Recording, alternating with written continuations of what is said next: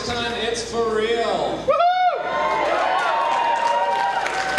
sure I'm not the only one who takes great pride and joy in welcoming the great and glorious singular Ellen McLain. Thank you.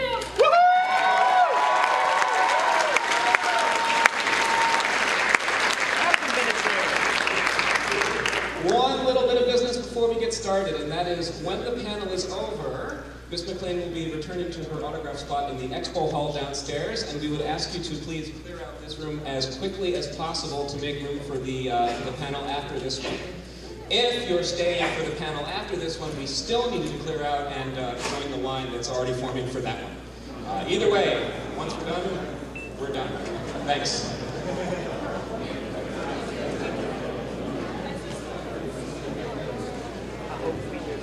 Hello, ladies and gentlemen. And I want to introduce you to two young gentlemen that I have just met, but you'll know why.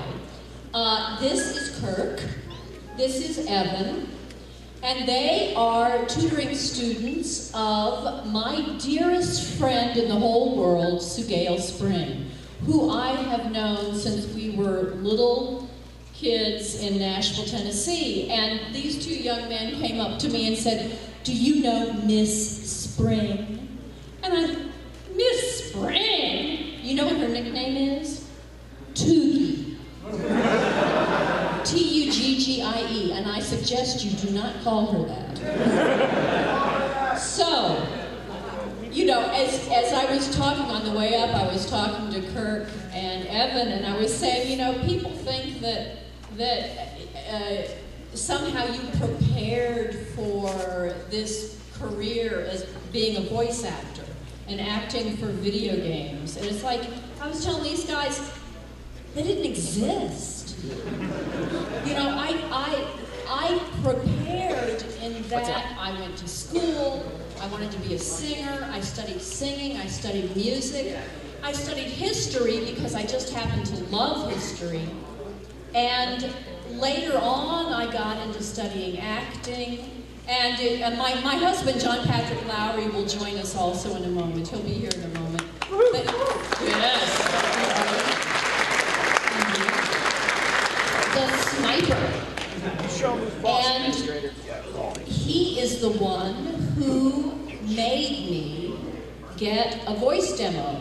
Because I was doing all kinds of other things. I was doing a lot of stage work, I was singing in opera, singing concert work, recital work, and John, of course, had gotten a voice demo because he has a wonderful voice, and he said I should do it, and I said, oh, I don't have time, I don't have time, I don't have time, I don't have time. Well, finally, things sort of just slowed down a little bit in my career in 2002, and I thought, okay, I'll get a voice demo. And it was the perfect time, ladies, and I am speaking to the ladies here. I know that you all are very technologically savvy. Continue to be so. I am really only here because my technical support is my husband. I got a voice demo at the time where all the auditions for voice work started to be done on your home computer. It used to be you'd actually go into the studio, do the audition, so you didn't have to have any technological savvy to do that. You could just show up and talk. But it became, the industry changed, and you had to have the technological savvy to be able to make your own auditions, to be able to make your own sound files. And because I was married to John Lowrie, I had that technological know-how. By luck. It was luck.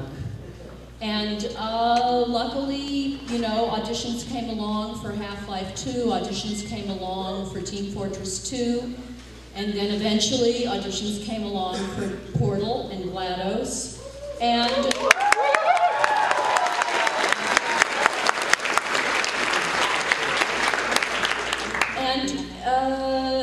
I had the skills I needed, but I was in the right place at the right time.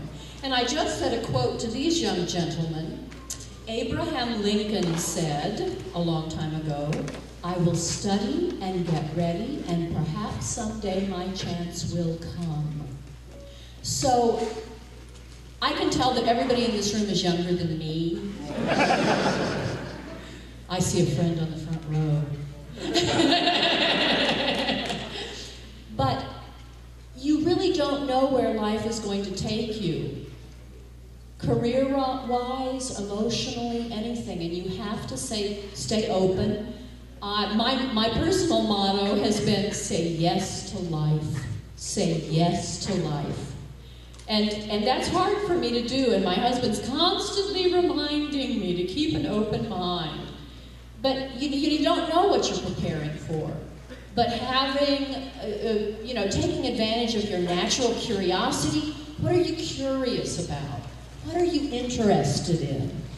Invest your energy into that direction.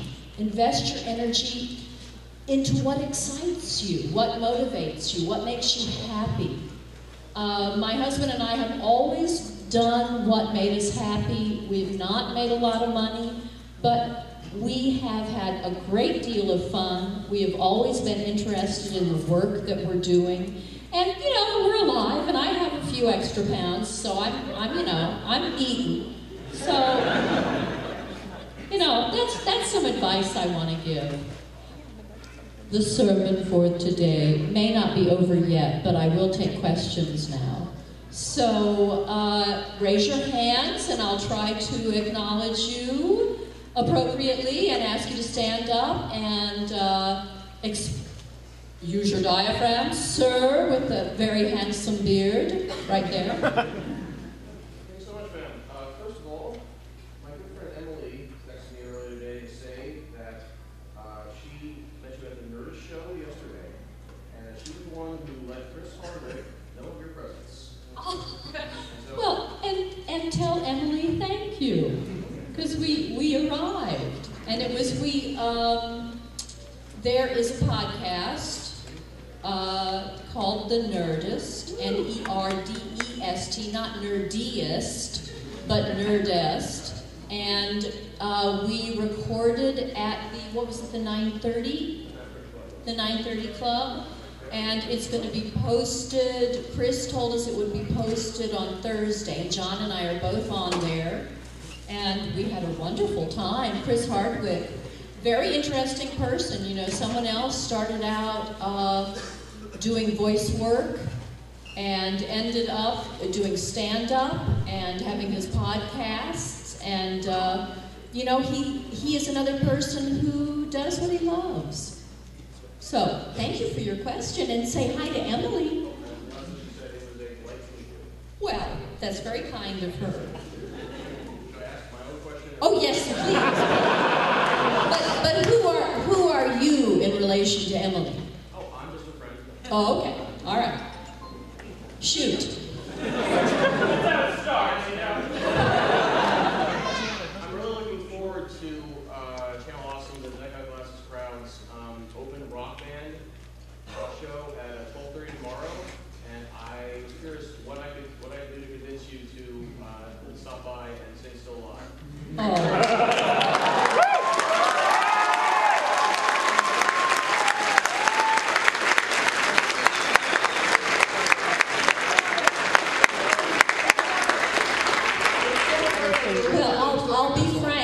Some old friends of ours live in Baltimore, and they're going to drive down and meet us at 11 tomorrow morning. So I sort of have to see what's happening, but do not despair.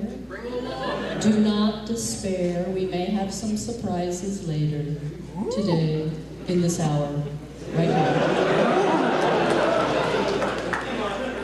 Okay, I see a gentleman in the back standing up, yeah? When you got the part for GLaDOS, you had no idea it would become this huge phenomenon, did you? No one did. What was your reaction when it became such a phenomenon? Total surprise. Total surprise. I think when I got an email from a young man in Latvia, I realized that I was probably more famous than I thought I was. Yes, ma'am. Hey,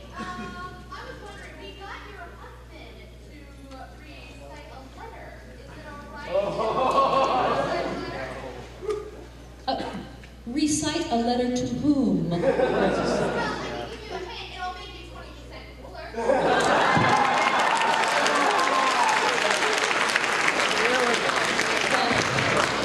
I need all the coolness cred I can get. My husband tells me that I am the least cool person in the whole world.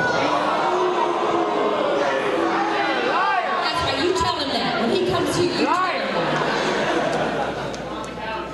I think this will be really nice. You can see it. Oh.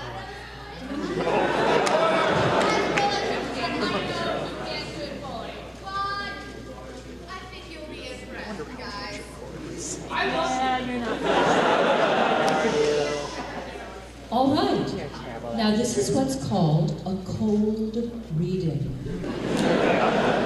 I have never seen this before, nor do I know who Princess Celestia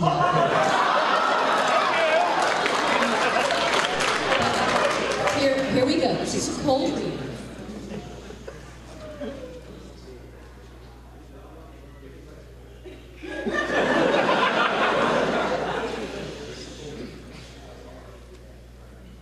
Dear Princess Celestia, I've learned a lot about friendship. I was taught its kindness, generosity, honesty, and all other elements that made it up. Then I wiped that. Pathetic piece of data from my memory banks, you see. I have no use for friendship. I am a cold-hearted robot who has no time for pathetic things like that. All I want in life is to do my tests in peace and not be disturbed by stupid, frail humans. So you sent your own sister to the moon. I assisted a fat orphan in sending 2 monstrosities to that white ball in the sky. But you know, if you think I could still use your friendship, I heard about your student, Twilight Sparkle. A smart, puzzle-solving subject like her could maybe change my mind. I'll even bake a cake for her. Your friend, GLaDOS.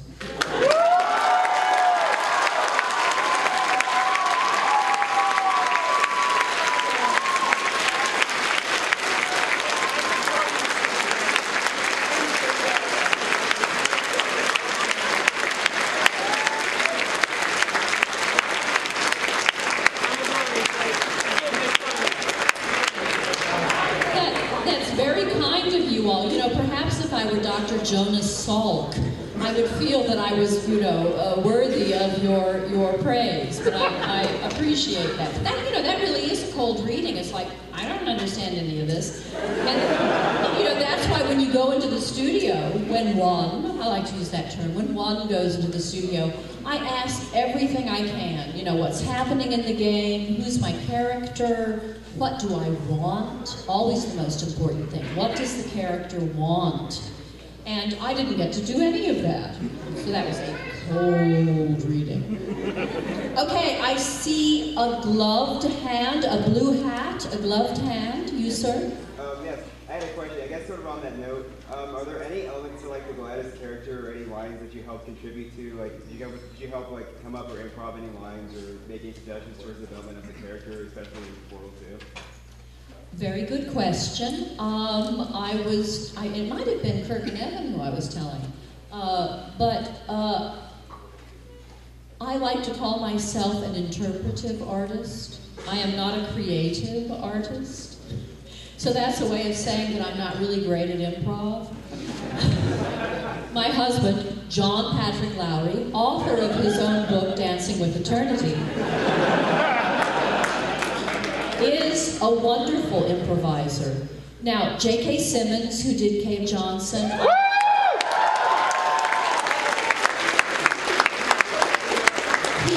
he improvised a lot of the stuff in the game, and he improvised a lot of the stuff for those pseudo commercials. And Stephen Merchant, of course. He is a marvelous improviser. Improvisatory actor, isn't that a great term?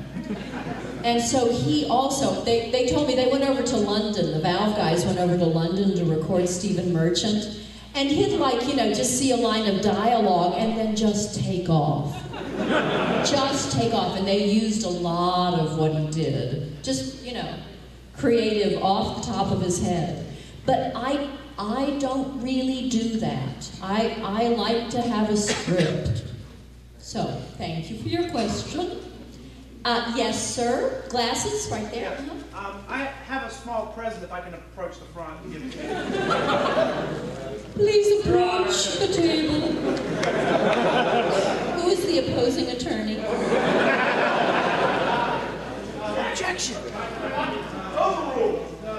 There's a card, what would X character do? And on the front of the art and on the back, it's like, what would the character do in any given situation? I thought you might appreciate that. This is very, what would GLaDOS do? That's very kind of you, sir. Thank you very much.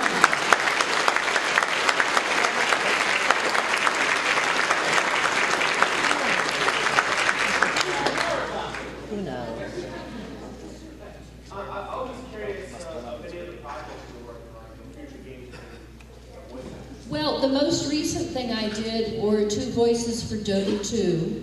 I played Brood Mother And Death Prophet. Leader. And Death Prophet. You know. So that's what I've done most recently.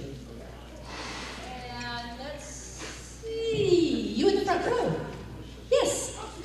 I just wanted to know what your inspiration for that was, because mine, when I play Portal stuff, GLaDOS is the sweetest, most helpful, psychotic, murderous I've ever been of. So you were reciting the lines, what were you thinking in your mind? Well, I must say that my, good acting is always an inspiration. And I would say that the 3 actresses that I like the best are Judi Dench, Helen Mirren, and Meryl Streep.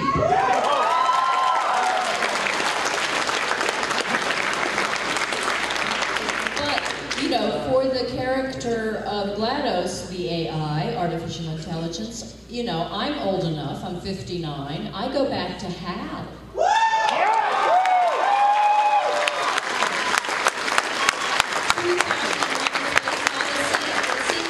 Has seen that, but if you haven't, it's a wonderful movie and fabulous voice work. I'm sorry, Dave. I can't do that. I don't know. And Stanley Kubrick is dead, so. Oh, it's explained in the book, okay. Let's all be readers. Okay, I see 2 hands up in the back. No, both ladies must stand up. I see the lady with the lovely raspberry hair. I have one question, and I was wondering, was it your idea to do an opera at the end of Portal 2, or was that something the God guys did?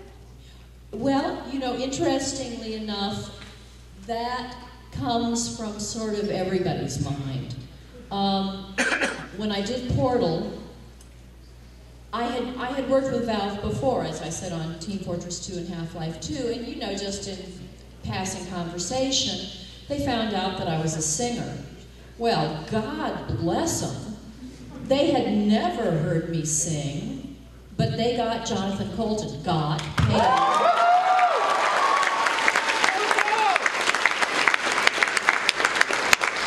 They paid Jonathan Colton to write a song for the end of Portal. And they had not heard me sing until the day I went into the studio to record the song. I mean, talk about a leap of faith. And when I went into the studio to record that song, I tried a couple of different sounds, and we ended up, I sort of ended up on Still Alive, the little sort of boy soprano sound. The young boy whose voice hasn't changed yet, because, I don't know, that just seemed to speak to me about an artificial intelligence, a computer, really no sex, and that's what I thought about. Then, for Portal 2, they knew that they were going to hire Jonathan again to write another song, but they thought, well, but that's predictable. Everybody knows we're going to do that. We have to have another song. But, of course, composer Mike Moraski is the guy who wrote the whole score for Portal 2. Yes.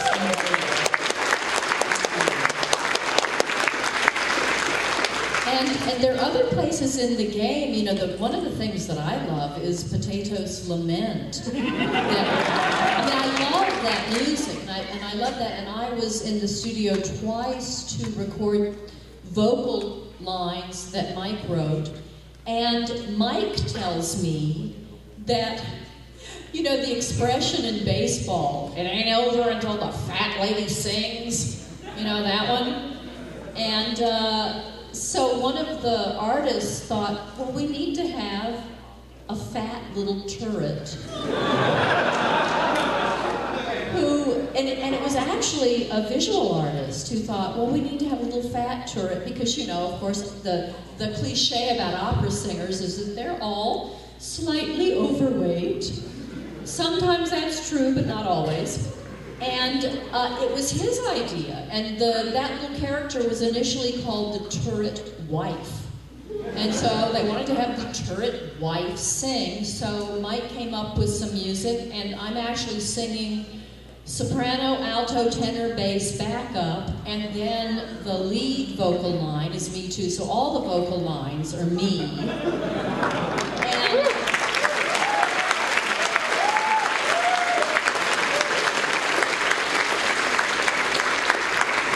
And in the studio, I also tried a lot of different vocal sounds, and then Mike just said, you know, just sing it the way you would sing it. Oh, can you just come up with some fake words? Well, the language, and I'm not really great in Italian, but the language I'm most proficient with is a foreign language, is Italian. So I just made up Italian, you know, lyrics on the spot and recorded that. And that's what got chosen to be put in the game. And you say you're bad at improv. Very good. Let's sing like.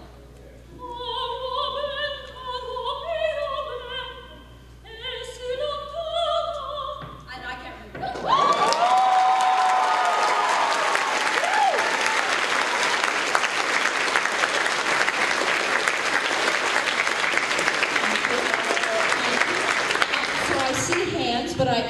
But this one's caught my attention right here. You stand up, yeah. I hope that answered your lady's questions. Okay, cool. Were you into video games before Portal? Like, did you play video games and Oh no. Well, now, not quite true.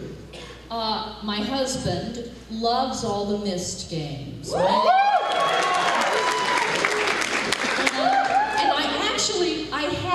I have Myst on my iPhone, don't I, Johnny? Yeah, you do. Yeah.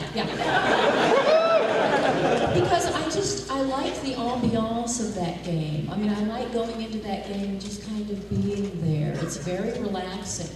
And then there was another game based on the Hitchhiker's Guide to the Galaxy. There's another game called Starship Titanic. Which you know, I always have to have my tech support. You know, John's my tech support. But I played that game. So those are the games that I had, you know, played. I've never beaten them or anything like that, but I sort of, you know. Do you ever try to play Portal? I sit behind John when he plays Portal. Okay. Now wait a minute, I see you, sir, but let me, well, I'm taking one, okay, yes, front row again. It's all, listen, I'm telling you, always sit in the front row. Always sit in the front row. Yes. I'm just curious, can you talk a little about what it's like when you were auditioning and first putting in some voice work versus how you audition now, and do you have any advice on someone who's just like,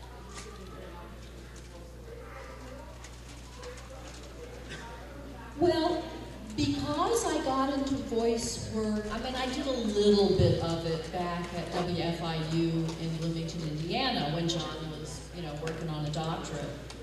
And I did a little bit of voice work there. But it was really after John made me get a voice demo in '02. And initially, I had a lot of help and a lot of direction from John because he had done so much more voice work than I did. I don't need as much help anymore because I've been doing a lot of it. But I've always been an actor who appreciated a good director, and John is a good director. He's directed a lot of stage work and radio drama. So luck. I married the right guy.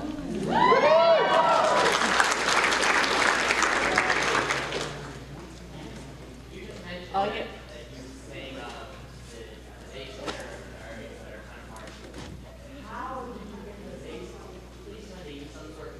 Oh yeah.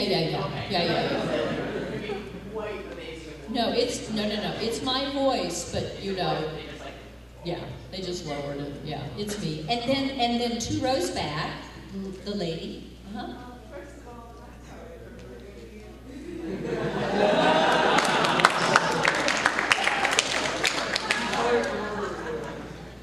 It's okay, everybody does.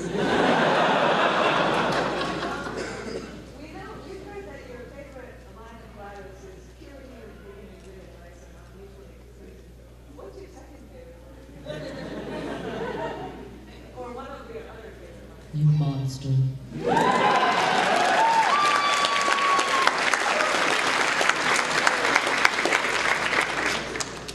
Yes, who's doing that at me? Yes.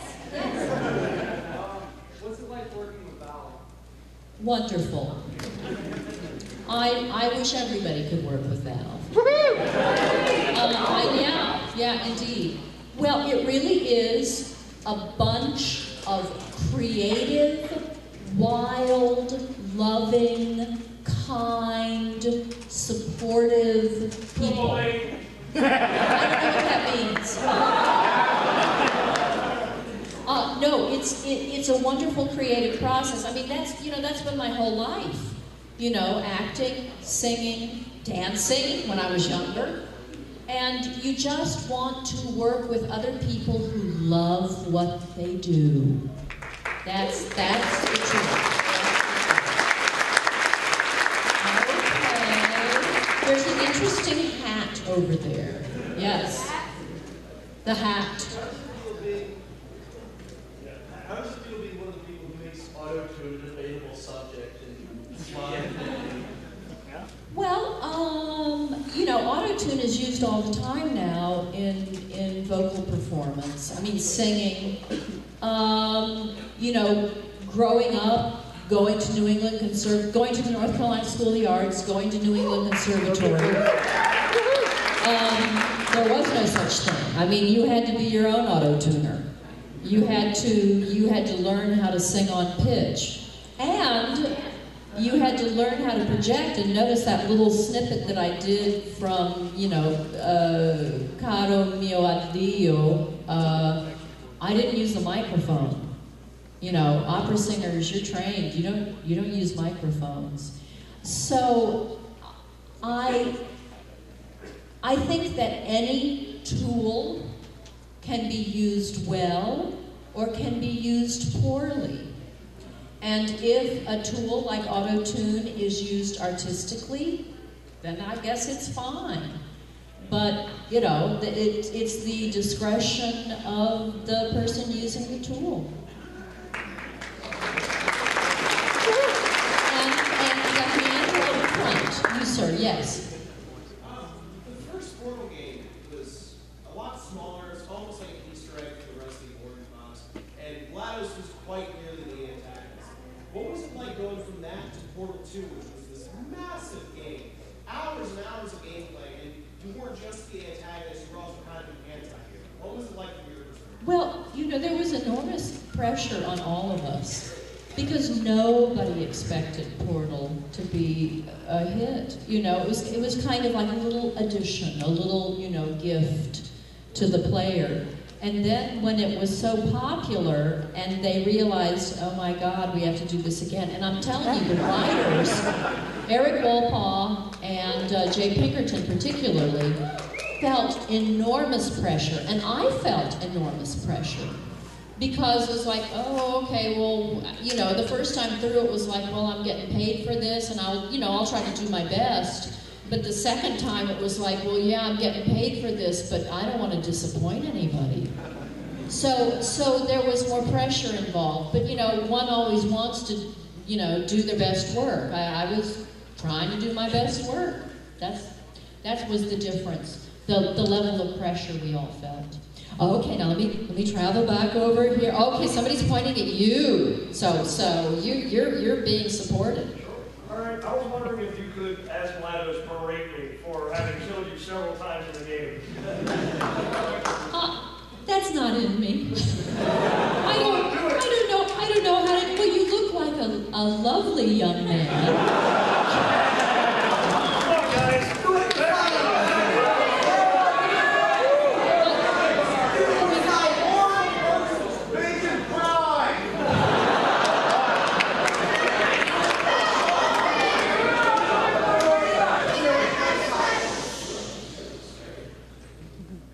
You have disappointed me. I expect you to study more the next time. Don't disappoint me again. That's all.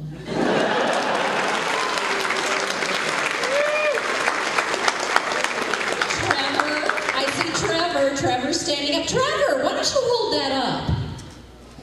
Dancing with Eternity by John Lowrie.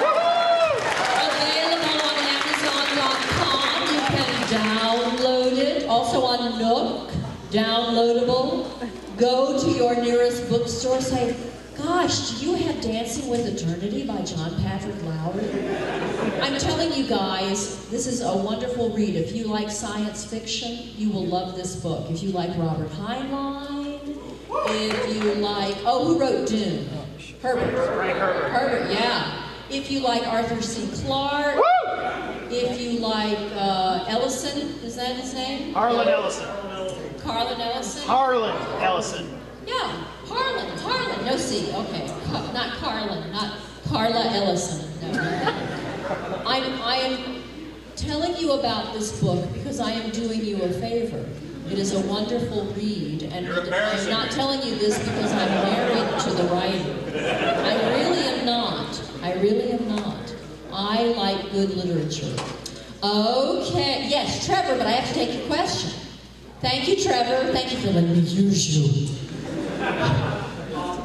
Before you start having the panels during this event, were a lot of people recognizing you, and were you surprised at how many people were recognizing you? Oh, no, nobody, well, only 2 people recognized me, Trevor.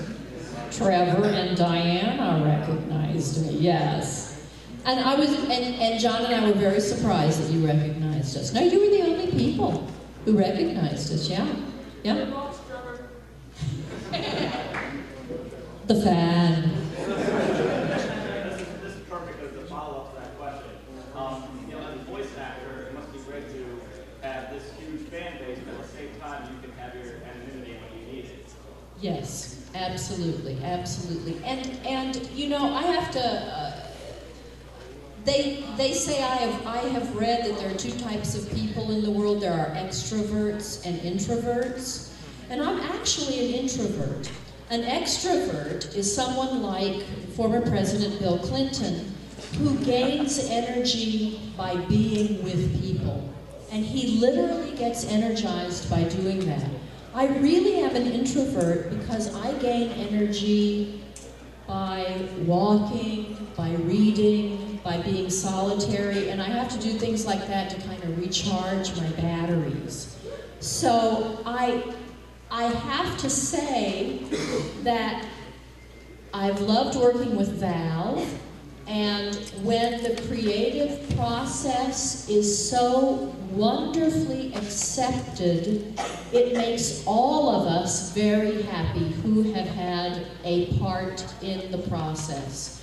So Valve and I, everybody involved with Portal and Portal 2, it just feels enormously grateful that the reception is so positive and so heartfelt from everyone who's played the game. But my question is, has anyone in public, say, not at MAGFest or Have you ever gotten an out of the blue, total fluke, stranger than fiction moment where someone recognized you just for your voice from a video game? Ever happened? Just that I'm talking to somebody, like going through the checkout at a grocery store? Never. Yes, I see a hand, and you're sort of 3/4 of the way back. Yes, sir. So you've done a lot of work for Valve games. Have you done any voiceover work for Half-Life 3?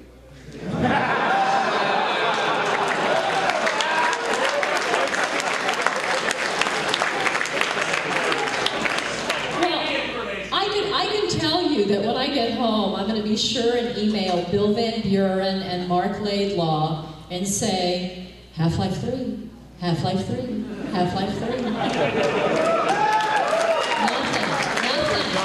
Nothing, and they don't tell me anything. But you know, there you go. Now I'm going to go with the wig. Yes, ma'am.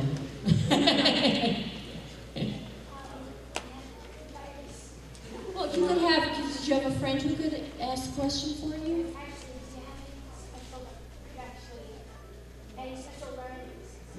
Okay. So here we get into protecting the voice. You may be interested to know that the most tiring thing you can do with your voice is talk. It's much more tiring than singing. I can sing many more hours than I can talk, because in the classical style of singing, I have a completely open throat. You don't do any glottal, like a glottal stop is And in English, we have so many glottal stops when we speak. And if you hear someone doing that with their voice, it's very wearing on a voice. If I have to do a voiceover gig the next day, I get to bed early. I don't drink any alcohol because alcohol is very drying on the vocal cords. My husband and I both subscribe to drinking warm water with honey and lemon. And I have a good friend who's an actor who also puts a little bit of garlic in there. I don't like the taste, but that's something. And a voice actor or a singer, my livelihood is my voice. So I do everything I can to protect my voice. So, good question. Good question. Now there was, yes, happy face. I have to go with the happy face. What was it like to find out that your character was going to be powered by pain? That made me guffaw. When they told me that's one of the funniest things I've ever heard. And I thought it was brilliant. I thought it was brilliant. It made me laugh. But then, of course, then I, had to be in character, and I was distraught about being in a potato. So I, used that. I mean, I've had ups and downs in my long life, so I have plenty of sense memory of being upset. So it helped me. Thank you. Maroon long-sleeved t-shirt, green armband. For my wife. Well, and he's also very gallant. You are happily wed, are you not, sir? That's right. You know how to do it. Yes, ma'am. I wanted to ask you, as a singer, what some of your favorite roles have been performing outside of video game voice work? Mimi in La Bohème and Susanna in The Marriage of Figaro, I would have to say. So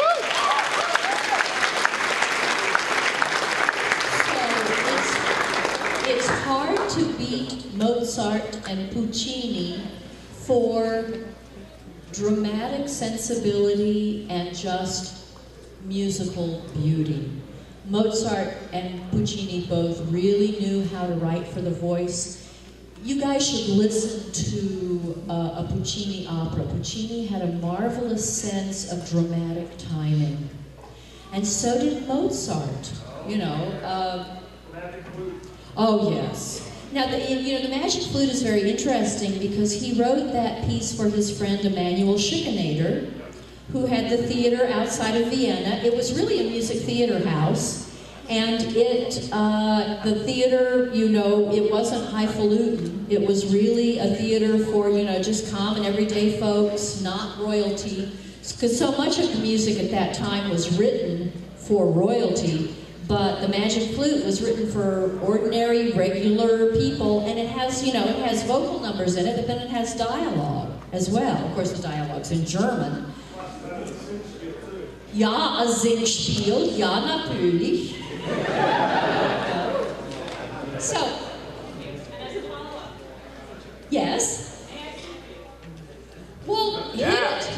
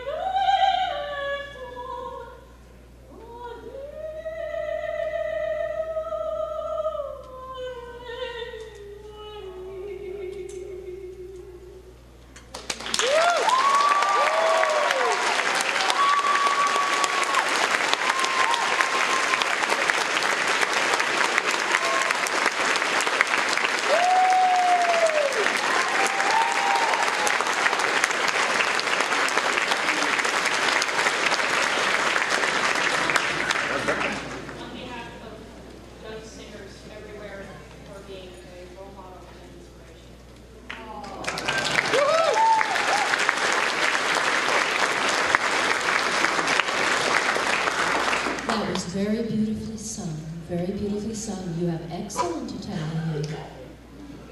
So, come by our booth later. Let's just chat a little bit. Because I want to meet you. Very beautiful song.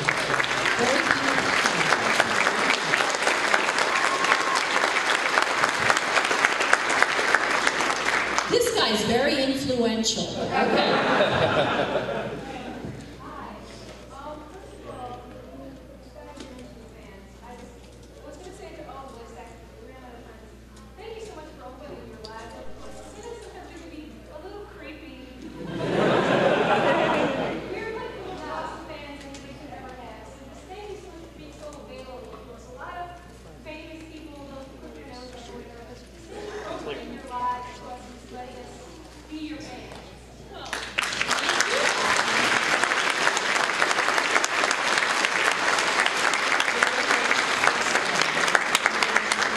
But you guys, I have to take exception to creepy. No.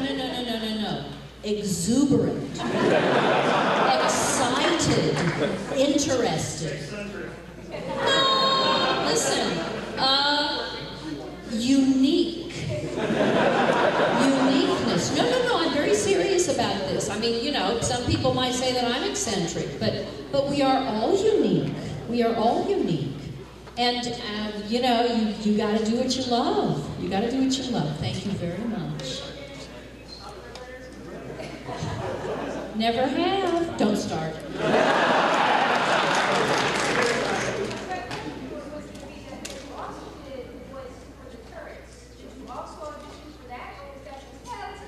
No, that just happened in the studio. I was just there, and they said, "Okay, so now we need you to, do these little gun things, come up with something." And so I tried some different things, and we just laid down some tracks, and then they came back to me and said, "Okay, this is what we liked. We need more of this." So they did, they did take the different voices that I did, and sort of vetted them with the other artists, and said. And, I love the turrets. I love the turrets. They're so friendly.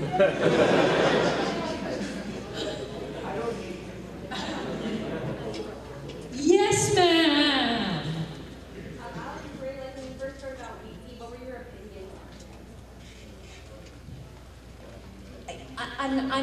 I'm not sure. You mean the character? Oh well, I thought, yeah, you know, give GLaDOS somebody to fight against, yeah. Give GLaDOS somebody to hate. You know, and he is a moron.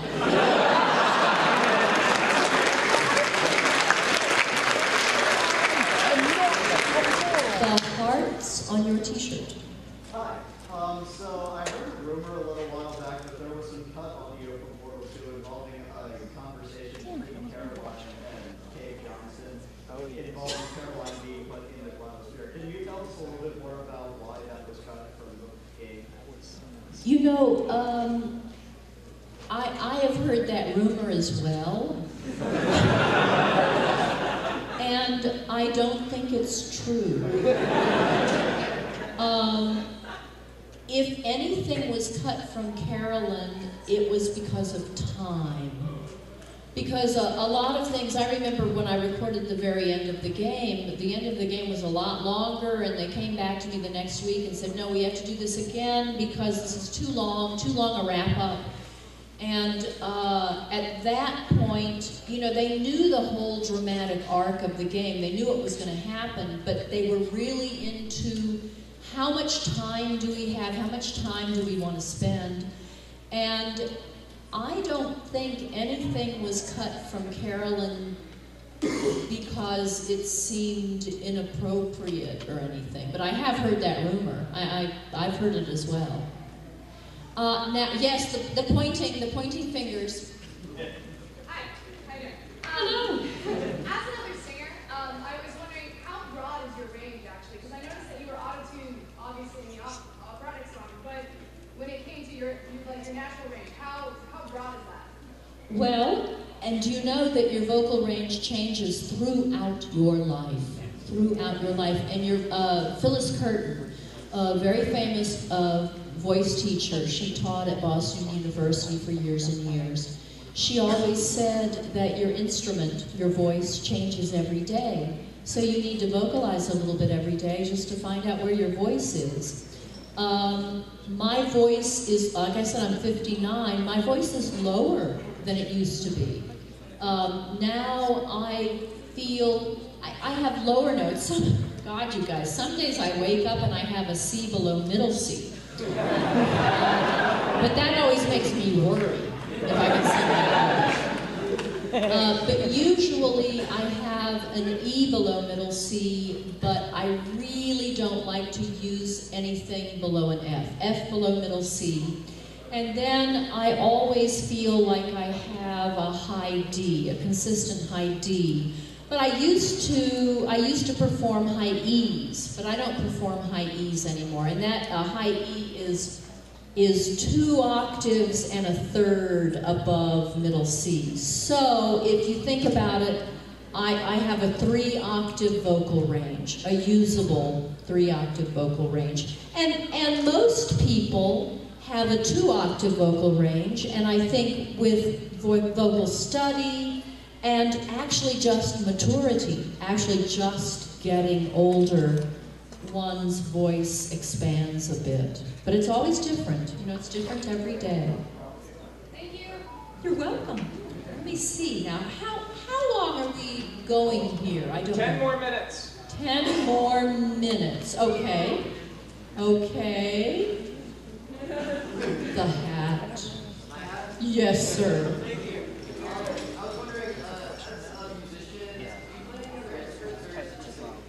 I play the piano very badly. But I teach voice a lot, and I play for all my students' lessons. And I like to tell my students, if you guys can sing with me accompanying you, you can sing with anybody. Because I'm that bad. But I will tell my mother, God bless her, she is deceased, but but she made me take piano lessons from age 5, and thank you, Mommy. It's a very useful skill. Very useful skill.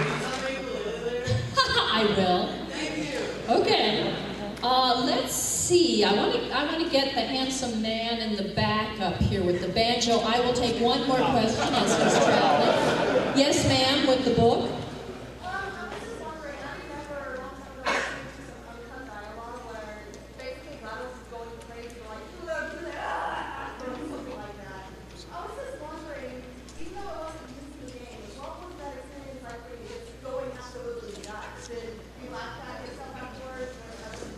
No, it's really very emotionally draining because you really have to put yourself into the character, and if the character's upset, you're upset. And so, you know, perhaps it was vocally tiring as well, of course, but also it's emotionally draining. That's what I found. Now, those of you who may not know, this handsome man is John Patrick Lowrie.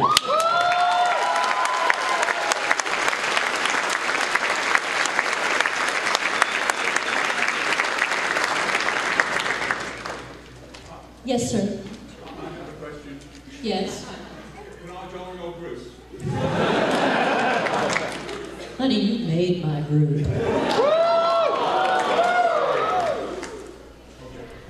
I'm supposed to keep you guys occupied with interesting and amusing anecdotes while she does something secret. Minute. What's that?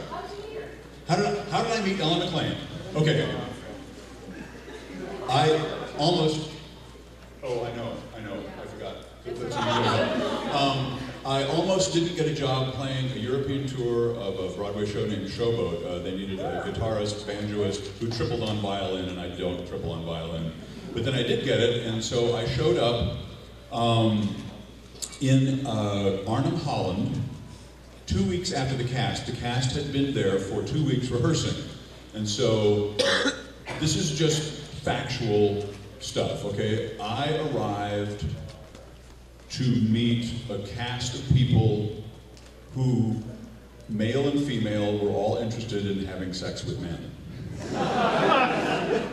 And I arrived as one of the people who was interested in having sex with women, and so I walked into, the conductor of the orchestra took me back to the canteen where Ellen was taking a break, and he said, you know, I want you to meet our Magnolia, Ellen McLain, because you may not know this if you don't know Showboat, Magnolia has to play the guitar in the second act, and Ellen had bought a guitar and was trying to teach herself this Jerome Kern jazz tune, you know, after playing guitar for 6 weeks, which I thought was, you know, sadistic of anyone to think that anyone could do that. But she wanted to take guitar lessons from me. Well, we know where that went.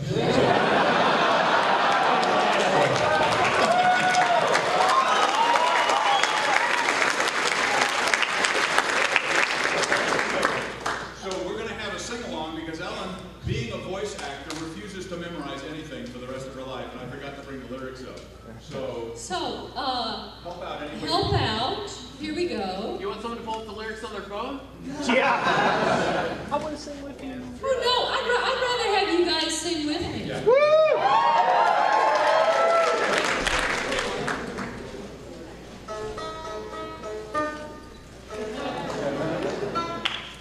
Well, here we are again. It's always such a pleasure. Remember when you tried to kill me twice? Oh, how we laughed and laughed, except I wasn't laughing. Under the circumstances, I've been shockingly nice. You maturity well taken, that's what I'm counting on.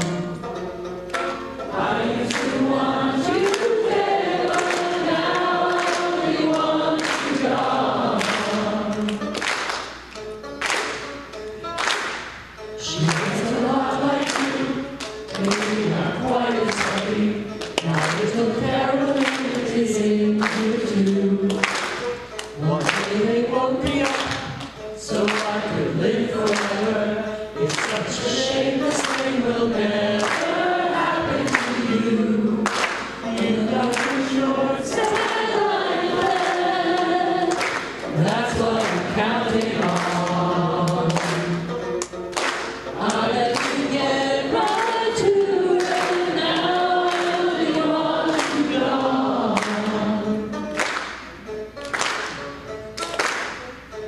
on my own world.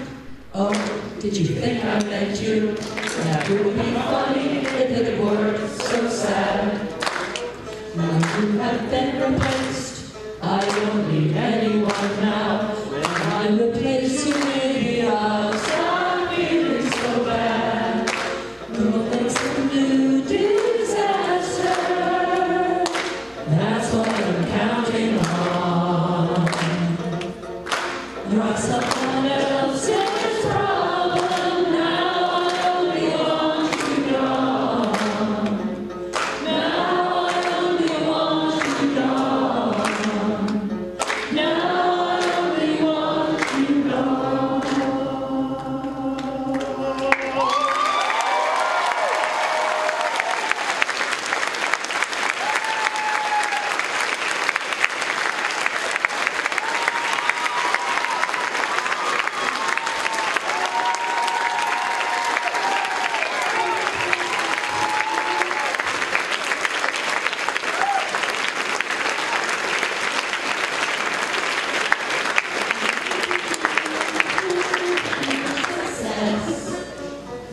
It's hard to overstate my satisfaction. Stand up. Aperture science. We do what we must because we can. For the good of all of us, except the ones who are dead. But there's no sense crying over having a mistake. You just keep on trying till you run out of faith. And the science gets done, and you make a neat gun for the people who are still alive.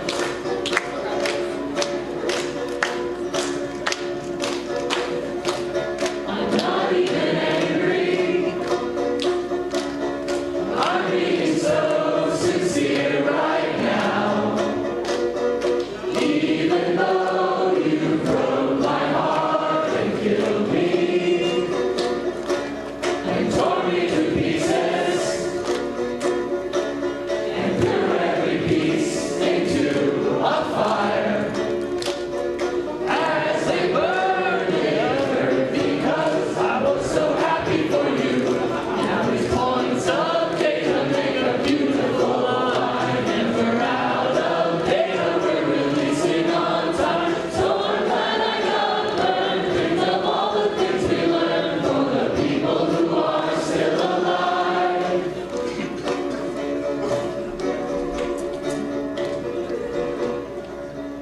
Go ahead and leave me. I think I prefer to stay inside. Maybe you'll find someone else to help you. Maybe Black Mesa. That was a joke. Haha, fat chance. Anyway, this cake is great. It's so delicious and moist. Look at me, still talking when there's science to do. When I look out there, it makes me glad I'm not you. I'm experiments to run, there is research to be done on the people who are still alive. And believe me, I am still alive. I'm doing science and I'm still alive. I feel fantastic and I'm still alive. And when you're dying, I'll be still alive. And when you're dead, I will be still alive. Still alive. Still alive.